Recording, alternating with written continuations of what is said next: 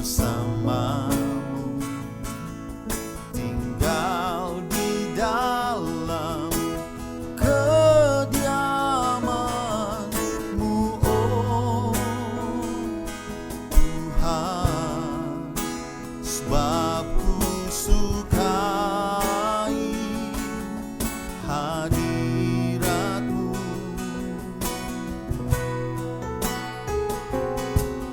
Tak ingin ku terpisahkan dekat dengan-Mu, itu yang ku rindukan,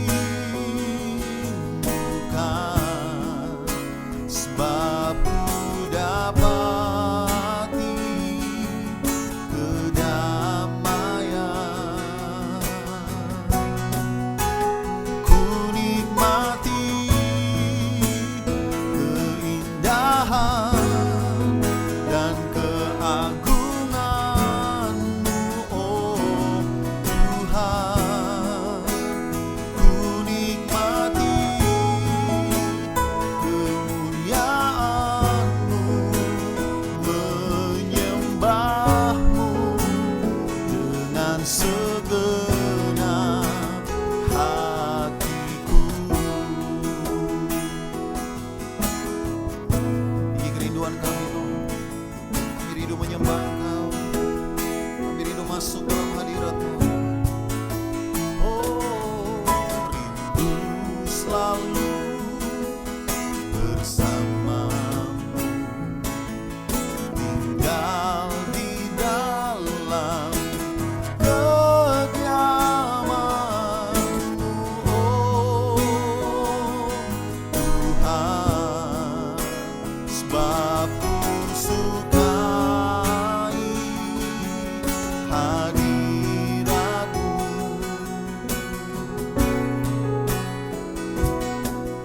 Tak ingin ku terpisahkan dekat dengan-Mu, itu yang ku rindukan, sebab ku dapati kedamaian. Ku nikmati keindahan dan keagungan-Mu, oh Tuhan. Ku nikmati kemuliaan-Mu, menyembah-Mu dengan segenap. Ku nikmati keindahan dan keagungan-Mu, oh Tuhan. Ku nikmati kemuliaan-Mu, menyembah-Mu dengan segenap. Ku nikmati keindahan dan keagungan-Mu, oh Tuhan. Ku nikmati kemuliaan-Mu, menyembah-Mu dengan segenap hatiku. Menyembah-Mu, menyembah-Mu dengan segenap hatiku. Oh, menyembah-Mu dengan segenap hatiku. Kami menyembah-Mu, kami sembah Kau Tuhan. Oh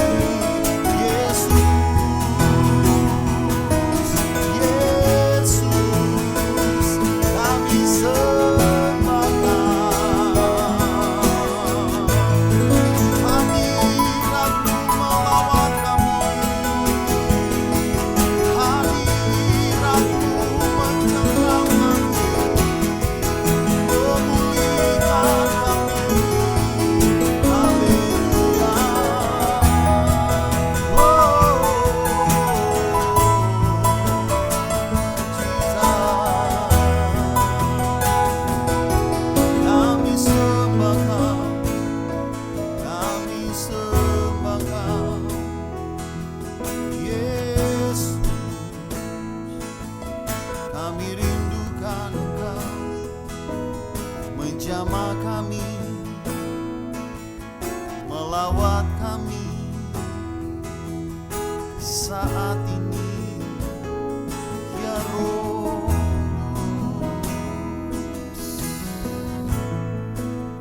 Kami percaya Engkau hadir. Kami percaya Roh-Mu memenuhi kami saat ini. Kami percaya Roh-Mu mengurapi kami saat ini. Saat kami menyembah, ada urapan-Mu yang mengalir, ada damai-Mu mengalir memenuhi hati kami malam ini. Kami sembah Engkau, kami puji Yesus.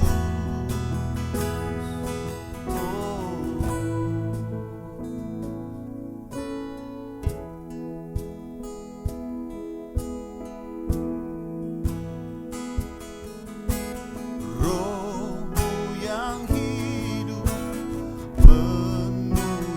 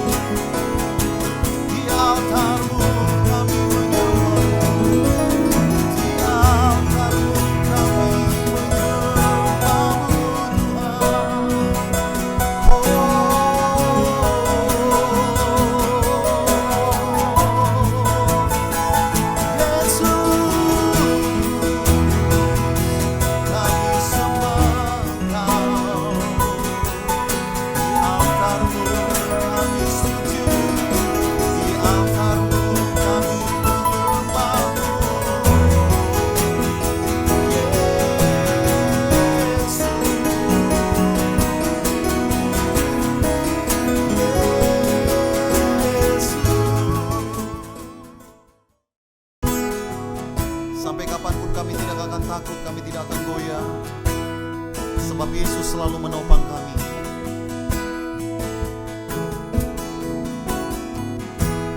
Engkaulah perisaiku saat badai hidup menerpaku. Firman-Mu di dalamku pulihkan jiwaku. Engkaulah perisai, Engkaulah perisaiku saat badai hidup menerpaku. Firman-Mu di dalamku menenangkan jiwaku. Bukan berdiri di tengah badai dengan kekuatan yang Kau berikan. Sampai kapanpun bukan bertahan, karena Yesus selalu menopang hidupku. Ini iman kami percaya Tuhan. Bukan berdiri di tengah badai dengan kekuatan yang Kau berikan. Sampai kapanpun bukan bertahan, karena Yesus selalu menopang hidupku.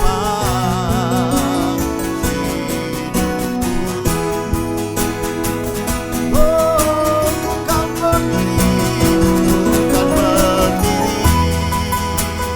di tengah badai dengan kekuatan yang Kau berikan.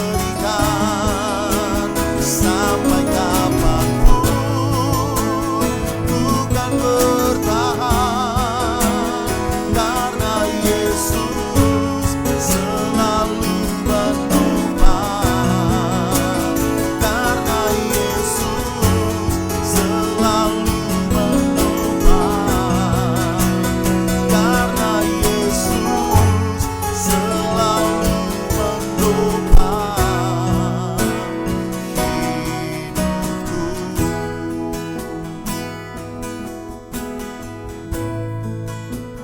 Karena Yesus menopang kami.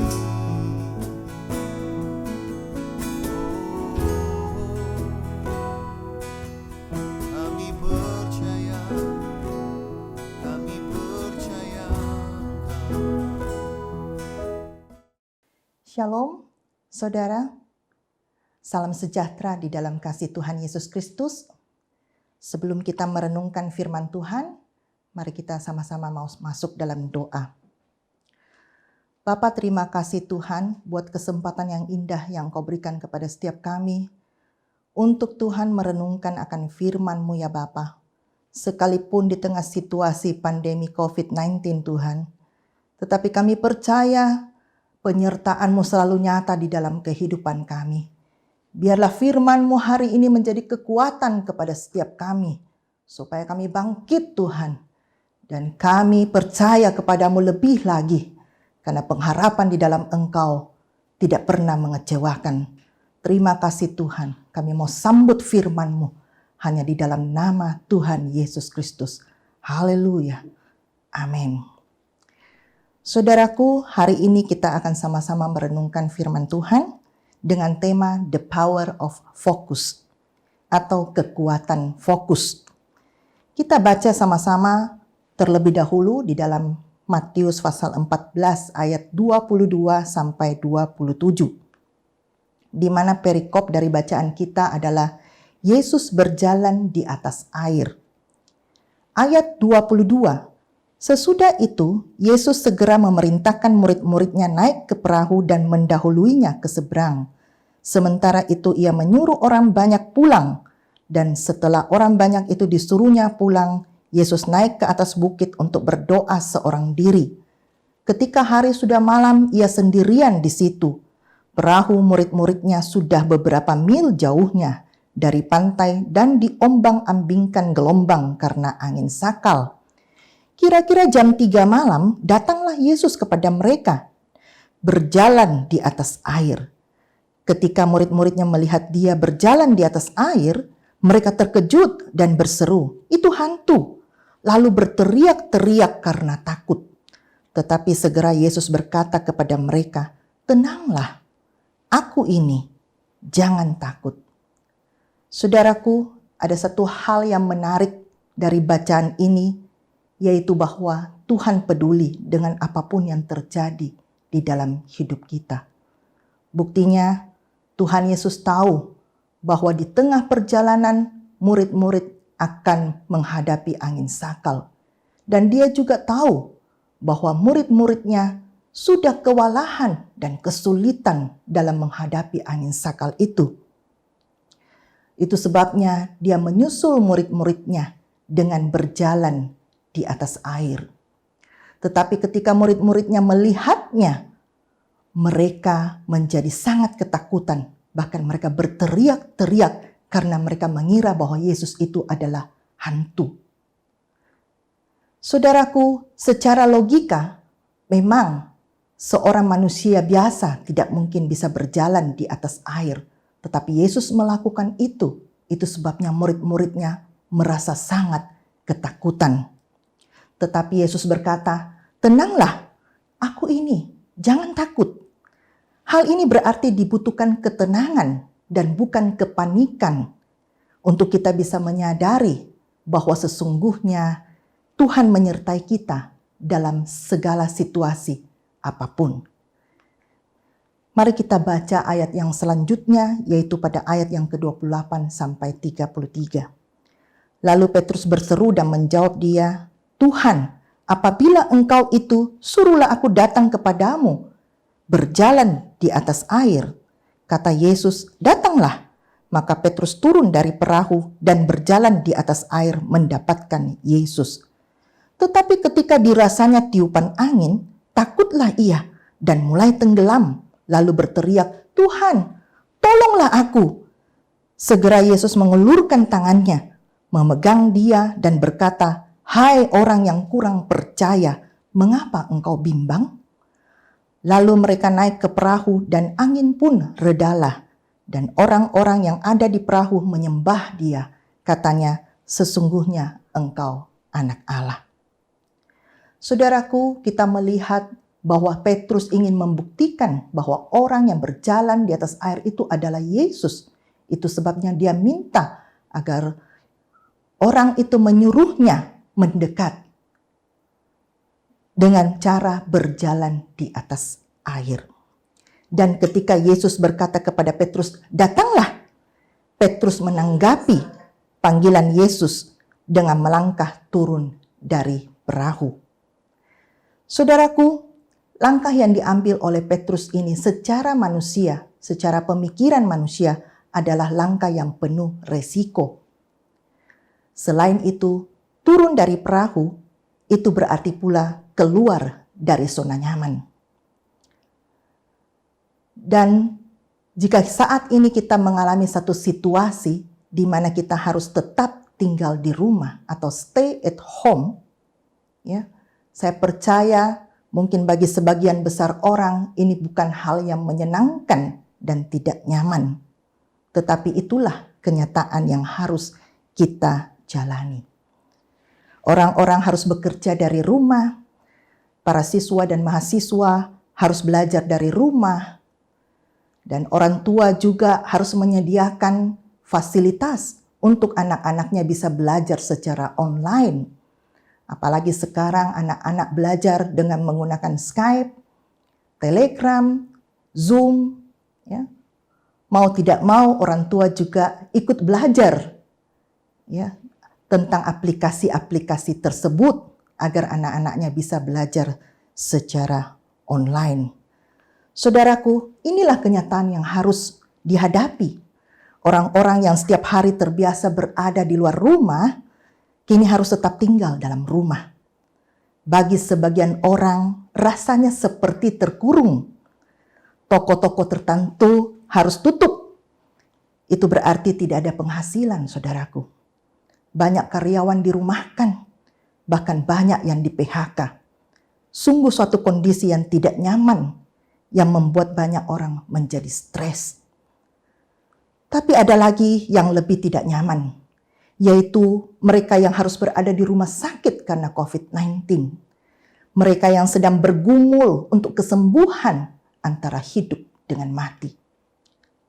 Juga para medis yang mengalami banyak kesulitan, tantangan, dan air mata. Namun apapun kondisi kita, ingatlah satu hal, bahwa Tuhan Yesus peduli dan mau menolong kita seperti Dia menolong murid-muridnya. Datanglah kepadanya melalui doa, dan Dia pasti memampukan kita melalui semua ini. Saudaraku, situasi yang ada mungkin buruk, tetapi saat-saat seperti inilah kita akan melihat mujizat Tuhan. Kesaksian demi kesaksian mulai bermunculan tentang kasih dan kuasa Tuhan yang tidak pernah berubah. Ada banyak orang disembuhkan dari COVID-19. Sekumpulan orang-orang dari berbagai suku bangsa berbalik kepada Tuhan. Pertobatan jiwa-jiwa dan kebangunan rohani terjadi di berbagai pelosok dunia.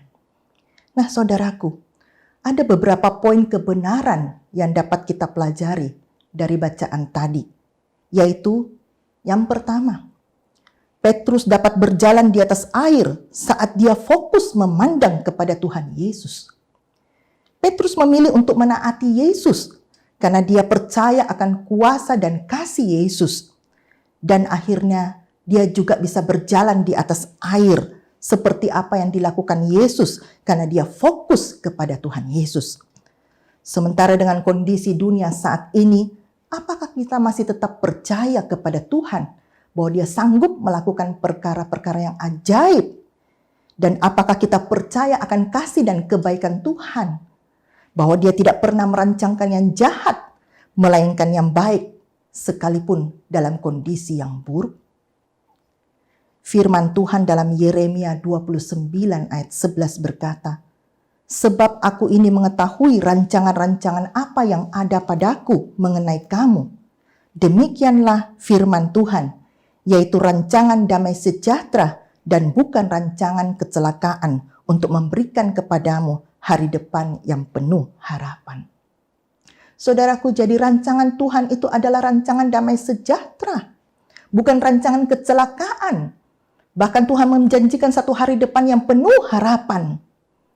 Walau terkadang Tuhan mengizinkan peristiwa yang tidak kita harapkan, tetapi Dia pasti punya maksud yang baik, dan melalui itu mungkin kita justru dipersiapkan untuk sesuatu yang lebih baik. Ada sebuah eksperimen yang dapat menjelaskan tentang kekuatan fokus, yakni bagaimana sebuah kaca pembesar yang memantulkan sinar matahari dan fokus satu titik pada sebuah kertas bisa menimbulkan api yang membakar kertas itu. Itulah kekuatan dari fokus. Fokus berarti hanya satu titik, satu tujuan, satu objek. Tidak mendua, apalagi bercabang-cabang. Seandainya kaca pembesar itu tidak dipusatkan secara konsisten pada satu titik, atau dengan kata lain, dipindah-pindahkan arahnya, tentu tidak akan timbul api yang dapat membakar kertas tersebut. Kita juga bisa melihat dalam kehidupan ini, bahwa apapun yang kita kerjakan, jika kita tidak fokus mengerjakannya, pasti tidak akan maksimal. Kita sering melihat orang yang sukses dan berhasil dalam bidang tertentu, dengan bekerja keras dan pastinya karena dia fokus pada bidangnya. Sedangkan jika kita berusaha mengerjakan banyak atau berbagai jenis secara bersamaan, dapat dipastikan kita tidak dapat maksimal dalam bidang apapun karena sesungguhnya kita tidak fokus. Poin yang kedua, saudara. Petrus mulai tenggelam saat dia merasakan tiupan angin badai di sekelilingnya yang membuat dia menjadi takut. Tiupan angin kencang adalah sesuatu yang nyata dihadapi Petrus. Dan saat itulah Petrus mulai kehilangan fokus kepada Tuhan. Saudaraku, ketika kita memilih keluar dari zona nyaman, kita belajar percaya sepenuhnya kepada Tuhan dan menaati Tuhan, mungkin saja kita akan mengalami banyak sekali tantangan seperti angin badai yang ada di sekeliling Petrus ini. Ada banyak suara-suara yang mungkin berseberangan dengan keyakinan kita kepada Tuhan. Ada banyak suara-suara yang negatif, yang melemahkan, dan mungkin pula menjatuhkan. Ada banyak suara keraguan yang seakan terus berusaha menjerat dan menghentikan langkah kita. Tetapi jika kita tetap fokus kepada Tuhan, itulah kekuatan yang memampukan kita untuk tetap melangkah di atas gelombang masalah. Orang percaya bisa kehilangan fokus karena dua hal ini. Yang pertama adalah karena masalah. Dan yang kedua karena keinginan dunia. Kedua hal ini bisa membelokkan tujuan kita mengikut Yesus. Jadi intinya adalah ketika seseorang mulai kehilangan fokus, maka dia pasti tenggelam. Tenggelam dalam masalah, tenggelam dalam emosi-emosi yang negatif seperti kekecewaan, keputusasaan, kemarahan, sakit hati, bahkan mungkin pula sampai menyalahkan Tuhan atas sesuatu yang terjadi di dalam hidupnya. Atau seseorang bisa juga tenggelam bukan karena masalah, tapi karena keinginan-keinginan duniawi atau keinginan-keinginan diri sendiri yang sangat bertolak belakang dengan kehendak Tuhan. Poin yang ketiga, kita melihat ketika mulai tenggelam, Petrus minta pertolongan Yesus. Satu hal yang dapat kita pelajari di sini bahwa Petrus minta pertolongan Tuhan. Sementara ada banyak orang yang tidak berbalik minta pertolongan Tuhan. Terus saja mereka mengandalkan kekuatan diri sendiri. Terus saja mereka mengandalkan manusia-manusia lainnya. Dan ada pula yang hanya terus mengeluhkan masalahnya. Seperti bangsa Israel ketika di padang gurun, yang terus bersungut-sungut kepada Musa. Tetapi kita mau belajar bersyukur dan menyampaikan apapun pergumulan kita kepada Tuhan. Walau tidak ada seorang pun yang bisa menolong kita saat ini, kita masih punya Tuhan yang sanggup memberikan jalan keluar bagi setiap masalah kita. Dan poin yang keempat, kalau Petrus bisa jatuh dan nyaris tenggelam, itu menunjukkan betapa tidak berdayanya manusia. Tidak ada yang dapat kita sombongkan, karena semua yang ada pada kita adalah anugerah Tuhan. We are nothing without Jesus. Kita bisa ada sebagaimana kita ada, semua karena anugerahnya. Kita bisa buat ini, buat itu, dan bahkan segala pencapaian kita, semua karena pertolongan Tuhan. Oleh karena itu, kemuliaan selayaknya hanya bagi Tuhan. Namun seperti Petrus yang ditolong Yesus, Tuhan juga seringkali memberi kita kesempatan untuk bangkit kembali. Itu sebabnya jangan kita berputus asa saat dalam keadaan yang mungkin terpuruk. Kita harus bisa bangkit kembali. Tangan Tuhan tersedia bagi kita untuk mengangkat kita kembali. Pertolongan Tuhan tidak pernah terlambat. Dan Tuhanlah yang akan menuntun kita berjalan dalam rencananya yang indah. Dan poin yang kelima, Petrus diangkat dan diselamatkan Yesus. Hal ini menggambarkan tentang pemulihan yang Tuhan kerjakan di dalam kehidupan setiap orang yang percaya kepadanya. Setiap orang yang mau berbalik kepada Tuhan pasti diterima selama pintu anugerah masih terbuka.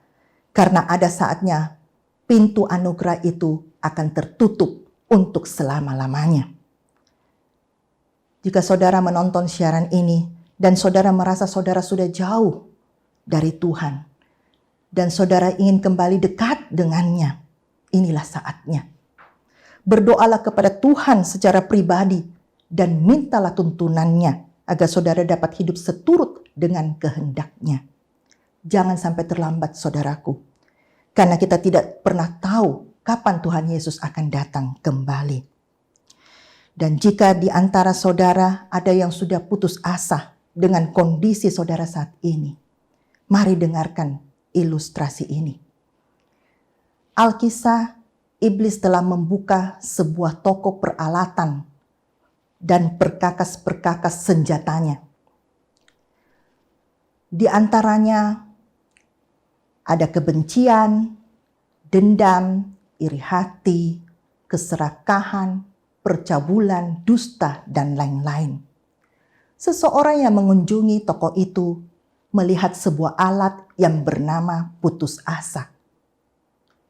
Alat itu terlihat sudah tua dan aus, tetapi harganya sangat mahal, melebihi alat lainnya. Maka bertanyalah orang itu, mengapa alat ini sangat mahal? Padahal terlihat sudah tua dan aus. Dan iblis pun menjawab bahwa alat itu sudah tua dan aus karena sudah sangat-sangat sering digunakan. Saudaraku, kebanyakan orang tidak tahu bahwa putus asa itu adalah senjata milik iblis. Sehingga alat itu dengan mudah menghancurkan banyak orang dan merenggut banyak nyawa. Karena putus asa, ada saja orang yang memilih untuk mengakhiri hidup mereka. Namun tidak demikian bagi kita yang percaya kepada Tuhan Yesus. Kita selalu bisa bangkit kembali karena kita punya pengharapan yang tidak mengecewakan di dalam Tuhan. Jadi kita harus tetap percaya bahwa dalam setiap masalah Tuhan pasti menyediakan jalan keluar. Karena itu saudaraku, never give up. Jangan pernah putus asa. 1 Korintus 10 ayat 13 berkata, pencobaan-pencobaan yang kamu alami ialah pencobaan-pencobaan biasa yang tidak melebihi kekuatan manusia. Sebab Allah setia dan karena itu Ia tidak akan membiarkan kamu dicobai melampaui kekuatanmu. Pada waktu kamu dicobai, Ia akan memberikan kepadamu jalan keluar sehingga kamu dapat menanggungnya. Saudaraku, jika Tuhan mengizinkan sesuatu terjadi, semua itu pasti tidak melebihi kekuatan kita untuk menanggungnya. Dan semua itu pasti untuk kebaikan kita. Seperti ilustrasi berikut ini yang berisi percakapan antara lantai marmer dan ukiran marmer. Suatu hari, berkatalah lantai marmer kepada ukiran marmer yang dipajang di sebuah museum. Hai ukiran marmer, kamu sangat beruntung ya. Setiap hari orang yang masuk ke museum ini menyempatkan diri untuk melihatmu dan mengagumi ukiran-ukiran pada tubuhmu. Sedangkan aku, orang-orang hanya menginjak-injak aku setiap harinya. Padahal kalau dipikir, bukankah kita berasal dari daerah yang sama? Lalu mengapa menjadi berbeda seperti ini ya? Lantai marmer pun tersenyum sambil menjawab. Ah saudaraku, benar kita berasal dari tempat yang sama. Tetapi apakah engkau ingat ketika seorang seniman membawa kita pulang ke rumahnya? Saat itu seniman itu mengambilmu dan mau membentuk dan mengukirmu. Tetapi engkau menolaknya karena engkau tidak menyukainya. Lantai marmer itu segera memotong pembicaraan dan berkata, tentu saja aku protes. Karena semua itu tidak sesuai dengan keinginanku dan bukan kesukaanku. Lagi pula, aku tidak mau merasakan sakit. Aku tidak tahan dengan rasa sakit itu. Dan kemudian, ukiran marmer pun melanjutkan. Nah, saudaraku, Seniman itu juga melakukan hal yang sama padaku. Dia mengambilku, dia mengukir tubuhku. Aku merasakan rasa sakit yang sungguh luar biasa pada tubuhku. Tetapi aku tetap bertahan berhari-hari, bahkan berbulan-bulan, sampai akhirnya proses itu pun berakhir. Dan jadilah aku sebuah karya seni yang indah. Walaupun begitu, aku tak patut berbangga akan diriku, melainkan aku bersyukur karena seniman itu. Karena dialah yang membentuk aku menjadi indah. Akhirnya lantai marmer menyadari mengapa ia hanya menjadi lantai marmer. Karena proses yang ia alami lebih mudah dari apa yang telah dialami ukiran marmer. Namun ia mau belajar bersyukur karena setidaknya ia masih dapat memberikan manfaat kepada manusia. Kisah ini menggambarkan bahwa seringkali kita tidak memahami proses yang terjadi dalam hidup kita. Awalnya seperti benang-benang kusut yang tampak sangat buruk di mata kita. Tetapi pada akhirnya kita melihat sebuah rajutan yang sangat indah yang dibuat Tuhan atas hidup kita. Roma 8 ayat 28 berkata, kita tahu sekarang bahwa Allah turut bekerja dalam segala sesuatu untuk mendatangkan kebaikan bagi mereka yang mengasihi Dia, yaitu bagi mereka yang terpanggil sesuai dengan rencana Allah. Jadi saudaraku, Allah turut bekerja di dalam segala sesuatu untuk mendatangkan kebaikan bagi setiap kita. Kita harus percaya akan firman ini. Sekalipun kita tidak melihat bagaimana Tuhan bekerja, tetapi kita percaya semua yang Tuhan lakukan adalah untuk kebaikan kita. Oleh sebab itu, tetaplah fokus kepada Tuhan Yesus. Dan tetaplah percaya bahwa janji Tuhan pasti digenapi dalam kehidupan setiap kita. Tuhan Yesus memberkati kita semua. Haleluya, terpujilah Tuhan. Saudaraku, sesaat lagi kita akan mengikuti perjamuan kudus yang akan dipimpin oleh Ibu Pendeta Yuliana Hermawan. Mari kita siapkan hati kita untuk menerima perjamuan kudus. Kita akan masuk dalam perjamuan kudus. Mari kita angkat roti bersama-sama dan dengarkanlah firman Tuhan. Sebab apa yang telah kuteruskan kepadamu telah aku terima dari Tuhan, yaitu Tuhan Yesus pada malam waktu ia diserahkan mengambil roti. Sesudah itu ia memecah-mecahkannya dan berkata, ambillah, inilah tubuhku yang diserahkan bagi kamu. Perbuatlah ini menjadi peringatan akan aku. Bukankah roti yang kita pegang bersama-sama ini adalah persekutuan kita dengan tubuh Yesus yang telah menyelamatkan kita? Amin. Mari kita makan bersama-sama dalam nama Tuhan Yesus Kristus.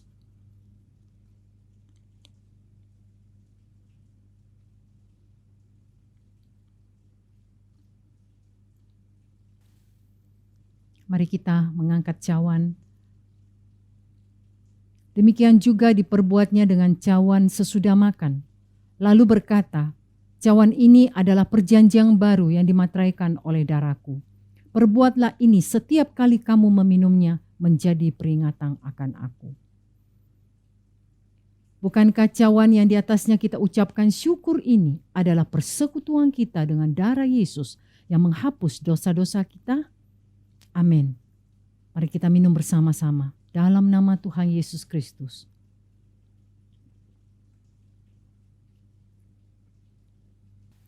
Kita berdoa. Bapa, kami mengucap syukur dan terima kasih.